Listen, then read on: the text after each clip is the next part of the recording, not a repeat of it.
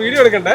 വെള്ളവും വള്ളവും കണിക്കൊന്നയും എല്ലാം വിഷുവൊക്കെ ആയില്ലേ, അപ്പം ഇതൊക്കെ കൂടെ കാണുമ്പോൾ നമുക്കൊരു ഭയങ്കര കണ്ണിന് ഇങ്ങനെ നോക്കിക്കൊണ്ടിരിക്കാൻ തോന്നും. ആ, വീഡിയോക്കുള്ള കണ്ടന്റ് ഒക്കെ ഞാൻ നേരത്തെ റെഡിയാക്കി വെച്ച്. പിന്നെ വേറൊന്നുമല്ല, ഇന്ന് നമ്മുടെ ഓർക്കിഡ് ലവേഴ്സിനുള്ള വീഡിയോ ആണ്. ഓർക്കിഡിന്റെ പല വെറൈറ്റി ഉണ്ട്. അതില്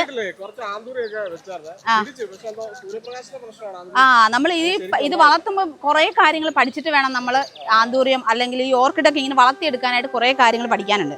അപ്പൊ ഇന്ന് നമ്മൾ പരിചയപ്പെടുത്തുന്ന ഓർക്കിഡ് വേറൊന്നുമല്ല, ഇതാണ് ഞാൻ പറഞ്ഞ നമ്മുടെ ഓർക്കിഡിന്റെ ഒരു വെറൈറ്റി.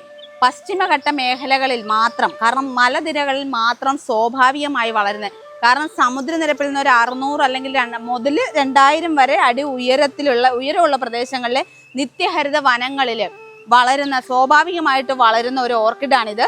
ഇതിന് നമ്മൾ വളർത്താനായിട്ട് അധികം സൂര്യപ്രകാശം ആവശ്യമില്ല, അതേപോലെ തന്നെ വെള്ളം ഒരുപാട് ആവശ്യമില്ല. നമ്മളെല്ലാം സ്പ്രേ ചെയ്ത് കൊടുക്കുക. അതേപോലെ തന്നെ നമ്മൾ ഓർക്കിഡ് വളർത്തുന്ന പോലെ തന്നെ ചകിരി അല്ലെങ്കിൽ പൊതിമടലൊക്കെ ഉണ്ടല്ലോ, തേങ്ങ പൊടിച്ചിട്ടുള്ള പൊതിമടൽ, അങ്ങനെയുള്ള സാധനങ്ങളെല്ലാം വെച്ച് നമുക്ക് മരത്തിൽ സെറ്റ് ചെയ്ത് കൊടുത്തു കഴിഞ്ഞാൽ അവിടെ വേര് പിടിച്ച് നന്നായിട്ട് നിന്നോളും. അതിങ്ങനെ, ഇതിൻ്റെ ഒരു പ്രത്യേകത, ഇതിങ്ങനെ തൂങ്ങിയാണ് വളരുന്നത് താഴത്തേക്ക്. തണ്ടിന് വലിയ കട്ടിയൊന്നുമില്ല, നല്ല സോഫ്റ്റ് ആയിട്ടുള്ള തണ്ടുകളാണ്. ഇലയ്ക്കാണേലും നല്ല കട്ടിയുള്ള ഇലകളാണ്. പക്ഷെ ഇതിൻ്റെ പൂക്കളാണ് നല്ല ഭംഗി. ഏതോ കുഞ്ഞു കിളികൾ ഇരിക്കുന്നത് പോലെയാണ് ഇതിലിങ്ങനെ പൂക്കൾ ഉണ്ടായി നിൽക്കുന്നത് കേട്ടോ. വെള്ള കളറിലുള്ള പൂക്കൾ, നല്ല ഭംഗിയാണ്. ഇത് വിടർന്നു കഴിഞ്ഞാൽ എങ്ങനെ ഇരിക്കും എന്നുള്ളത്, ഇതെല്ലാം വിടർന്ന് വരുന്നതേ ഉള്ളൂ. ദേ ഇങ്ങനെയാണ് ഇത് വിടർന്നു കഴിഞ്ഞാൽ ഉണ്ടാവുക. ഇതിനകത്തൊരു മഞ്ഞ ഇതുണ്ടാവും, കണ്ടോ? നല്ല ഭംഗിയാണ് ആ പൂവ് കാണാനായിട്ട്. അതിങ്ങനെ താഴത്തേക്കുള്ള ശിഖരങ്ങൾ, ഈ ചെറിയ ശാഖകളിൽ ഇങ്ങനെ തുഞ്ചത്താണ് കേട്ടോ. എല്ലായിടത്തും തുഞ്ചിലാണ് ഈ നിറയെ പൂക്കൾ ഉണ്ടായി നിൽക്കുന്നത്. ഒന്നല്ല, നിറയെ പൂക്കളാണ്. ഓർക്കിഡിന്റെ പ്രത്യേകത ആർക്കും പറഞ്ഞു തരേണ്ട കാര്യമില്ല, കാരണം ഇതിന്റെ പൂക്കളാണ് അതിന്റെ ശരിക്കും പറഞ്ഞാൽ അട്രാക്ട് ചെയ്യുന്ന ഒന്ന്. ഇതിന്റെയും പൂക്കൾ തന്നെയാണ് നമ്മളെ അട്രാക്ട് ചെയ്യുന്നത്. പിന്നെ ഇത് വളർത്താനും ഭയങ്കര എളുപ്പമാണ്. സൂര്യപ്രകാശം വേണ്ട, ഒരുപാട് വളം ആവശ്യമില്ല. അതേപോലെ തന്നെ പരിചരണം ചെറിയ രീതിയിൽ നല്ല കൊടുക്കണം, എങ്കിൽ മാത്രമേ ഇത് നന്നായിട്ട് വളർന്ന് പൂക്കൾ ഉണ്ടാവുള്ളൂ. അപ്പൊ ഇതിന്റെ പ്രത്യേകത എന്ന് പറഞ്ഞാൽ, ഇതിന്റെ പേര് അക്വാ ഓർക്കിഡ് എന്നാണ്. ഇത് നമ്മൾ നേരത്തെ പറഞ്ഞതുപോലെ തന്നെ നമ്മുടെ തമിഴ്നാട്, കേരളം, കർണാടക അങ്ങനെയുള്ള പ്രദേശങ്ങളിലെ മലനിരകളിൽ വളരുന്ന ഒരു ഓർക്കിഡാണ്. നമ്മുടെ കേരളത്തിൽ സാധാരണയായി കാണപ്പെടുന്ന ഓർക്കിഡ് എന്ന് പറയുന്നത് ഡെൻഡ്രോബിയാണ്. ഡെൻഡ്രോബിയത്തിന് വെള്ള, അതേപോലെ തന്നെ വയലറ്റ്, പിങ്ക് കളറിലുള്ള പൂക്കളാണ്. നമ്മുടെ കേരളത്തിലെ സ്വാഭാവികമായിട്ടുള്ള ആ ഒരു ക്ലൈമറ്റിൽ വളരുന്നതാണ്.